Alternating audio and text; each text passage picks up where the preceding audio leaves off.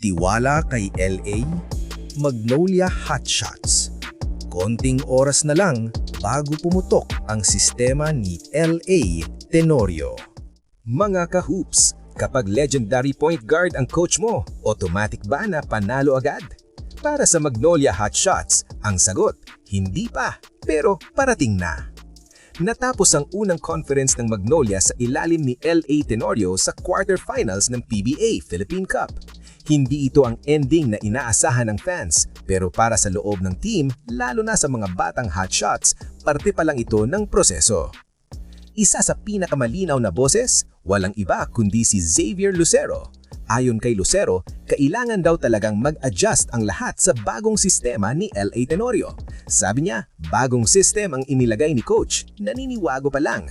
Ibig sabihin, bagong reads, bagong spacing, bagong timing. At kahit siya mismo ay naglaro ng maayos, inaamin niyang hindi pa ito ang best version ng Magnolia. Quick context, hindi biro ang palitan ng sistema na mahigit 9 na taon nang itinanim ni Coach Chito Victolero. Kapag galing ka sa isang matagal na structure, automatic na may adjustment pains. Kahit NBA teams ay pinagdadaanan yan. Stat-wise, maayos ang conference ni Lucero. Sa huling larong niya kontra TNT, 22 points at 13 rebounds. Pero kahit ganon, diretso ang assessment niya sa sarili. Dapat daw ay mag-contribute pa siya ng more than that. Ibig sabihin, hindi pa synced ang buong team. Ibang-iba naman ang kwento ni Javi Gomez de Liaño. Malakas ang debut, 14 points, pero habang tumagal ang conference, nauwi sa bangko ang role niya. At imbes na magreklamo, pinili niyang maging ultimate professional.